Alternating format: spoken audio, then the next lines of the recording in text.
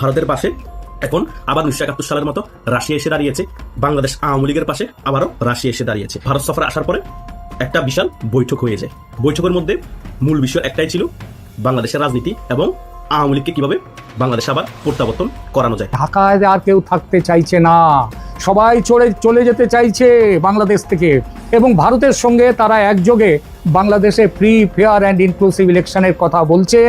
আওয়ামী লীগের ওপর থেকে নিষেধাজ্ঞা প্রত্যাহারের কথা বলছে, এমনকি ইউনূসকে সরিয়ে দিয়ে তারেকের আসার সম্ভাবনা একমাত্র তখনই হবে যখন আওয়ামী লীগ ঘুরে দাঁড়াবে, এবং সেই ক্ষেত্রে শেখ হাসিনা না হলেও সজীব ওয়াজেদ জয় বা মুজিব পরিবারের কেউ আসবে। এখন পর্যন্ত আমার কাছে যে সকল তথ্য আছে, সেটা পারিবারিকগতভাবে হোক বা যেখান থেকেই হোক না কেন, খালেদা জিয়া 2 দিন আগেই মারা গেছে।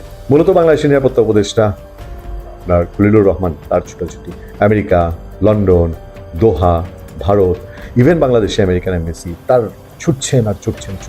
একটু তো অস্বাভাবিক লাগে না? কেন? দর্শক, বাংলাদেশে বিদ্যমান রাজনৈতিক প্রেক্ষাপট নিয়ে আরেকটি নতুন নিউজ নিয়ে আপনাদের সামনে হাজির হয়েছি।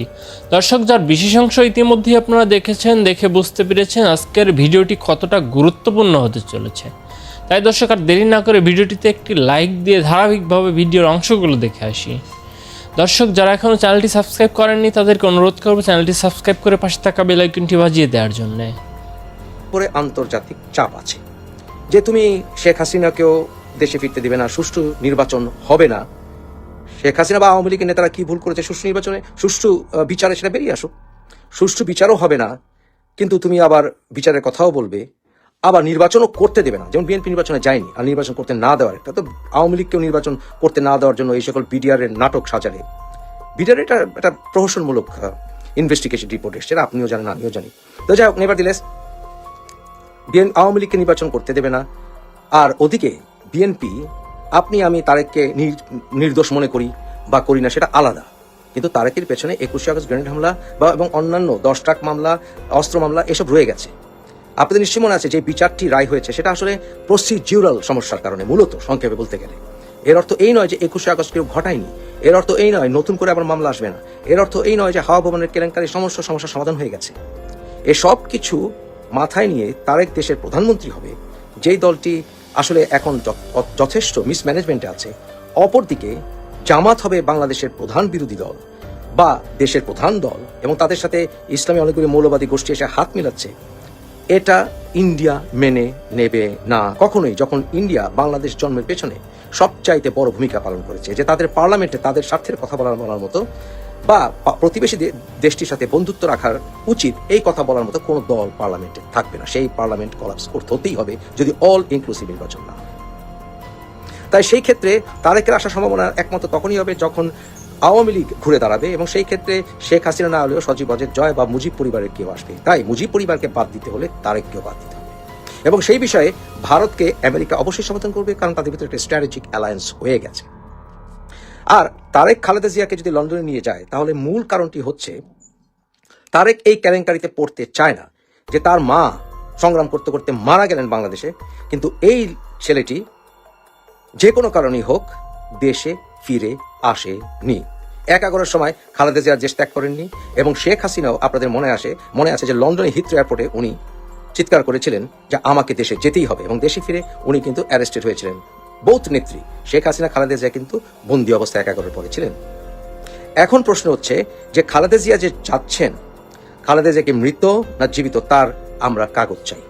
আমরা সাধারণ নাগরিক, খালেদা জিয়া শুধুমাত্র তার পরিবারের সদস্য নয়, খালেদা জিয়া আমাদের দেশ নেত্রী।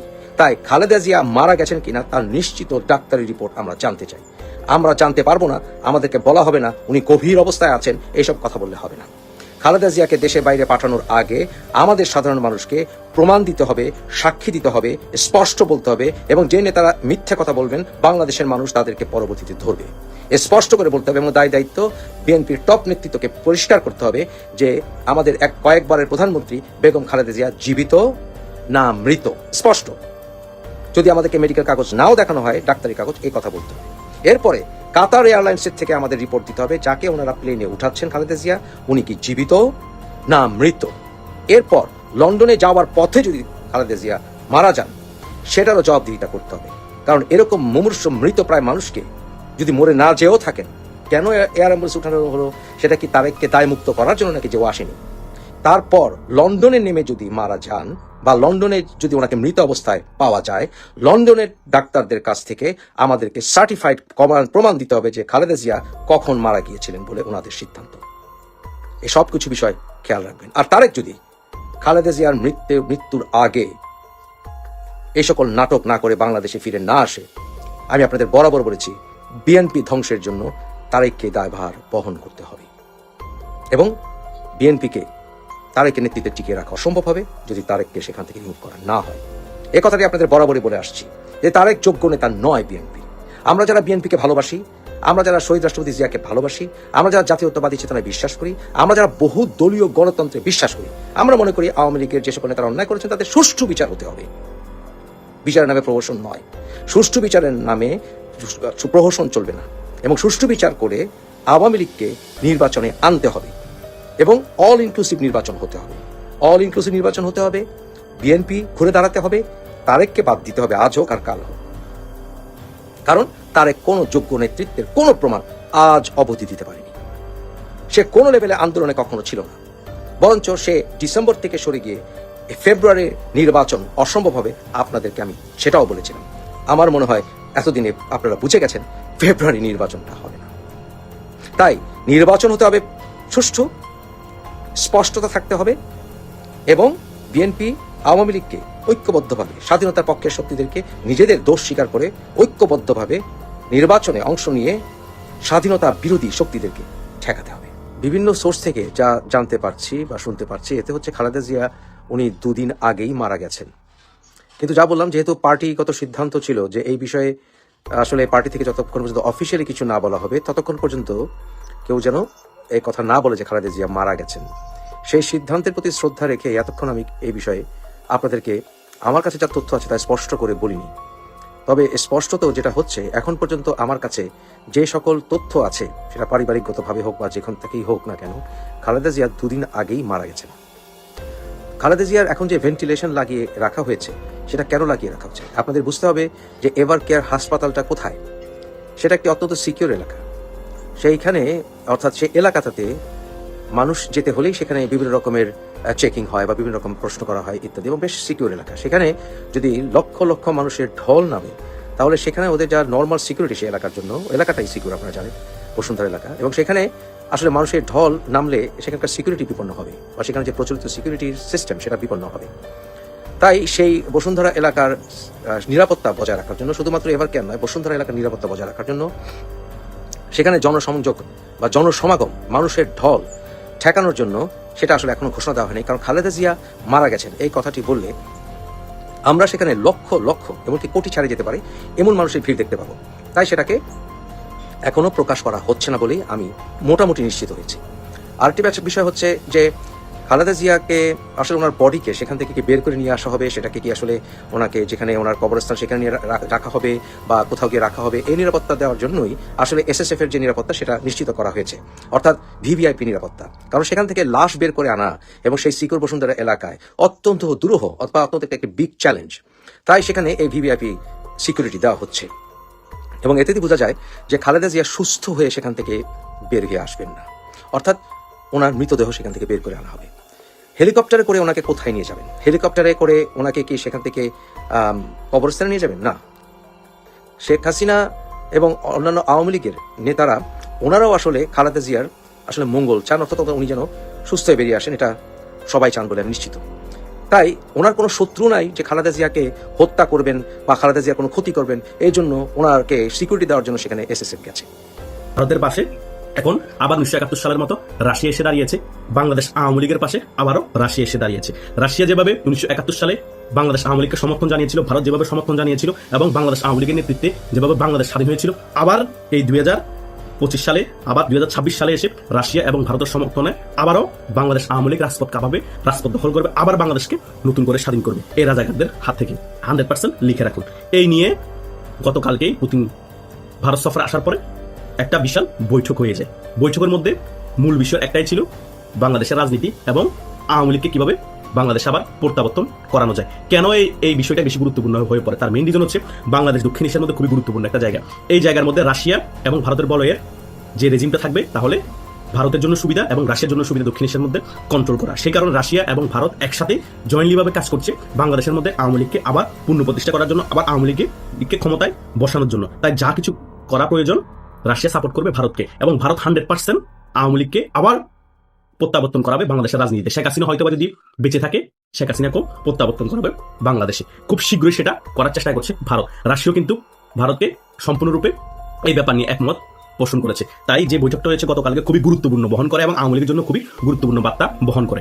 আওয়ামী লীগ এখন ঝটিকা মিছিল দেওয়ার কোনো প্রয়োজন নেই, কারণ আওয়ামী লীগ নামলে নামার মতো নামতে হবে এবং হাজার হাজার লক্ষ মানুষ রাজপথে নামতে হবে, এভাবে করে প্রোগ্রাম করতে হবে। ঝটিকা মিছিল দিয়ে লাড়ালাড়ি করে 10-15 জন দিয়ে লাড়ালাড়ি করে কোনো লাভ নেই। বাংলাদেশে যে আওয়ামী লীগের 7-8 কোটি সমর্থন আছে, এটা আমরা সকলেই জানি। বিএনপিও মানে, জামাতও মানে এবং ডক্টর গং সবাই মানে। তাই ঝটিকা মিছিল দিয়ে আওয়ামী লীগের অস্তিত্ব জানান দেওয়ার কোনো প্রয়োজন নেই। আওয়ামী লীগ একসাথে হাজার হাজার লাখ লাখ মানুষ নেমে অস্তিত্ব ভালোভাবে জানান দিবে, আর সেদিনই বাংলাদেশে আওয়ামী লীগ রাজপথ দখল করবে, আবার আওয়ামী লীগের যে দাবি সেটা হাসিল করবে।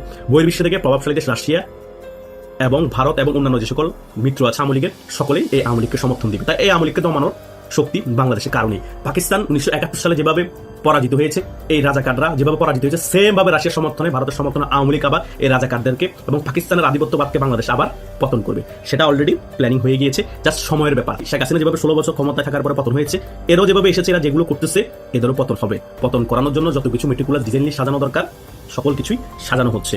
16-17 বছর লেগেছে শেখ হাসিনাকে পতন করানোর জন্য। ওরাও 16-17 বছর ধরে মেটিকুলাস ডিজাইন করে শেখ হাসিনা পতন করে দিয়েছে। এদেরকেও পতন করতে হলে সময়ের প্রয়োজন আছে, কিছু মেটিকুলাস ডিজাইন সাজানোর প্রয়োজন আছে। হয়তোবা শেখ হাসিনাকে সরাতে যত সময় লাগছে, এদেরকে সরাতে তত সময় লাগবে না, কারণ আওয়ামী লীগের সাথে বিশ্বের পরাশক্তিগুলোর খুব ভালো সম্পর্ক আছে, আর আওয়ামী লীগের কাছে অর্থ আছে, জনসমর্থন আছে এবং ডাইহার্ট কর্মী আছে। তাই আওয়ামী লীগ খুব তাড়াতাড়ি কামব্যাক করতে পারবে বাংলাদেশের রাজনীতিতে। 15-16 মাস কোনো বড় সময় না। একটা দল বা একটা সরকার ষড়যন্ত্রমূলক হোক আর এমনিতেই গণভোটের মাধ্যমে পতন হোক, তাদের ফিরে আসতে অনেক সময় লাগে। কিন্তু আওয়ামী লীগ বড় দল হওয়ার কারণে, বিশ্বের অনেক বড় বড় দেশ আওয়ামী লীগকে সমর্থন করার কারণে আওয়ামী লীগ খুব তাড়াতাড়ি ফিরে আসছে এবং আওয়ামী লীগ নিয়ে আলোচনা হচ্ছে। বহির্বিশ্বের অনেক বড় বড় দেশ প্রেসার দিচ্ছে ডক্টর ইউনূসকে যে আওয়ামী লীগ ছাড়া যাতে নির্বাচন না হয়। বিভিন্ন সংস্থাগুলো প্রেসার দিচ্ছে। কেন? কারণ দলটার নাম যে বাংলাদেশ আওয়ামী লীগ, সেজন্য। সেগুলো আমাদের বুঝতে হবে। আপনারা 15-16 মাস হয়ে যাওয়ার পরে ভাই কিছু হবে না, অনেক দিন তো হয়ে গেল, কেন আশ্বাস দেন? আরে ভাই, বিএনপির মতো এত বড় দল 19 বছর ক্ষমতার বাইরে, ওরা এখনো হতাশ হয়নি। 19 বছর পরে আবার ক্ষমতা না আসলো, ক্ষমতার মজা নিচ্ছে না। আপনারা 15-16 মাসে হাল ছাড়িয়ে দিলে আপনারা কিভাবে ক্ষমতায় আসবেন? মেইন কথা হচ্ছে 16 বছর ক্ষমতায় থাকতে থাকতে ক্ষমতার যে মজাটা পেয়ে গিয়েছেন, তো সেজন্য 15-16 মাস ক্ষমতার বাইরে যে মনে হচ্ছে অনেক দিন হয়ে গিয়েছে। আরে ভাই, এগুলো অভ্যস্ত হতে হবে। দুঃসময় এবং সুসময় মিলে রাজনীতি। সবসময় আপনি সুসময় উপভোগ করবেন রাজনীতি করে, সবসময় ক্ষমতা থাকবেন রাজনীতি করে, এটা হয় না। যত শক্তিশালী দল হোক, যত জনপ্রিয়তা অর্জন করা দল হোক, তাদের একসময় পতন হয়, তাদের দুঃসময় ফেস করতে, আবার কামব্যাক করতে। এটাই হচ্ছে বাস্তবতা। ভারতের মধ্যে কংগ্রেস এক সময় কি প্রভাবশালী দল ছিল, কি জনপ্রিয়তা ছিল, বারবার ক্ষমতায় আসতো। কিন্তু এখন দেখেন উল্টো। এখন বিজেপি ভারতের সবচেয়ে জনপ্রিয় দল, বারবার বিজেপি ক্ষমতায় আসছে, বারবার এই নরেন্দ্র মোদী প্রধানমন্ত্রী হচ্ছে। আবার দেখবেন যে অনেক বছর পরে আবার বিজেপির জনপ্রিয়তা কমে গিয়েছে, অন্য আরেকটি দল বা কংগ্রেস আবার জনপ্রিয়তা শীর্ষে চলে এসেছে, বারবার ক্ষমতায় আসছে। এটাই হচ্ছে রাজনীতির সৌন্দর্য।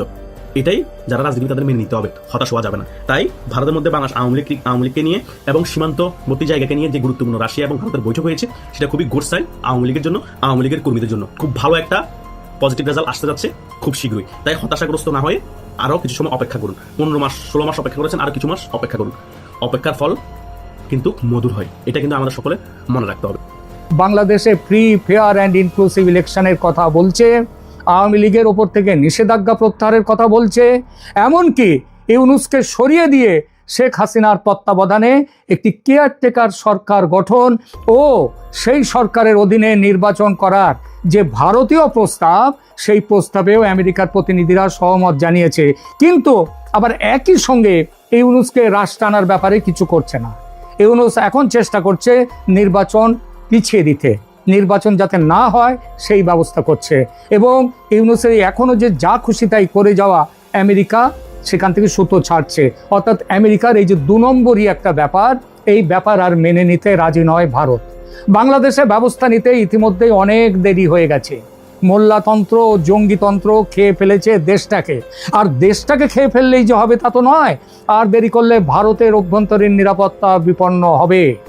এটা হিসাব করে ভারত যুদ্ধ প্রস্তুতি শুরু করে দিয়েছে খুব ভালোভাবেই, এবং এখন বাংলাদেশকে সব দিক দিয়ে ঘিরে ফেলেছে। 3 দিকে তো এমনিতেই, এবং ভারতের নৌবাহিনী পর্যন্ত এখন চট্টগ্রামের ওখান থেকে বঙ্গোপসাগরে সেখানেও ঘেরাটোপ দিয়ে ফেলেছে। ভারত জানে বাংলাদেশের সামরিক অভিযান যদি এই মুহূর্তে চালানো হয়, আমেরিকা কিছুতেই ভারতের বিরুদ্ধে যেতে পারবে না। তাকে চুপচাপ বসে বসে দেখতে হবে ভারতের সামরিক অভিযান। এমনও হতে পারে আমেরিকা ভারতকে সমর্থনও করবে সেই অভিযানে। আমেরিকার হাত আগেই বাঁধা ছিল, সেই বাঁধন আরও শক্ত করে দিল রুশ প্রেসিডেন্ট পুতিনের ভারত সফর এবং সফরে স্বাক্ষরিত চুক্তিগুলো। বলা বাহুল্য, এর পরে ট্রাম্প সাহেবের মনে ভারতের বিরুদ্ধে ব্যবস্থা নেওয়ার বাসনা জাগার কোনো কথাই আর উঠবে না। জানা যাচ্ছে সম্প্রতি অজ্ঞাত আততায়ীদের হাতে একের পর এক মোট 31 জন বিদেশি নিহত হয়েছে ঢাকা ও চট্টগ্রামে। এদের মধ্যে 17 জন আমেরিকার সিক্রেট ইন্টেলিজেন্স বা সামরিক বিভাগের লোক। বাকি 14 জনের বেশিরভাগ পাকিস্তানি গোয়েন্দা সংস্থা ISI এর। আবার কয়েকজন আছে তুরস্কের গোয়েন্দা সংস্থা মিলি ইস্তিবারাত তাস্কিলাতি বা MIT সংস্থার। এতদিন পাকিস্তানের লাহোর, করাচি, ইসলামাবাদে আকাশ থেকে উড়ে আসতো এই আননোন গানম্যানরা। তারা এসে খতম করে দিত ওই পাকিস্তানি জঙ্গিদের যারা ভারতে নাশকতার কাজে যুক্ত। এখন সেই সেই আননোন গানম্যান আকাশ থেকে উড়ে আসতে শুরু করেছে বাংলাদেশেও। আর একের পর এক এদের অপারেশনে আমেরিকা এতটাই ভয় পেয়েছে যে ঢাকায় আর কেউ থাকতে চাইছে না। সবাই চলে যেতে চাইছে বাংলাদেশ থেকে, আর নতুন করেও কেউ আসতে চাইছে না। ট্রাম্পের মাথা থেকে বাইডেনের ভূত বিদায় নিচ্ছে খুব দ্রুত। এখন বাংলাদেশে ট্রাম্পের মন্ত্র কি? ভারতং শরণং গচ্ছামি, মোদিং শরণং গচ্ছামি। এই পরিস্থিতিতে রুশ ভারত বর্তমান সমঝোতা আমেরিকার বাংলাদেশ নিয়ে এই যে খেলাধুলো করছে এখনো, সেই খেলাধুলোয় দাঁড়ি টেনে দেবেই। কারণ সর্বনাশের অর্ধেক ভালো, এটা তো প্রবাদেই আছে। বাংলাদেশে ভারতের অপারেশন ইতিমধ্যেই শুরু হয়ে গেছে, আর অপারেশন শেষ হতে খুব বেশি দেরি হবে না। আমেরিকা এটা বুঝেছে। আশা করি দর্শক না টেনে সম্পূর্ণ ভিডিওটি দেখেছেন, দেখে বুঝতে পেরেছেন কি হতে চলেছে। দর্শক, আপনাদের গুরুত্বপূর্ণ মন্তব্য কমেন্ট সেকশনে দিয়ে যাবেন। দর্শক, চ্যানেলটি যদি সাবস্ক্রাইব করে না থাকেন অনুগ্রহ করে চ্যানেলটি সাবস্ক্রাইব করে পাশে থাকা বেল আইকনটি বাজিয়ে দিন।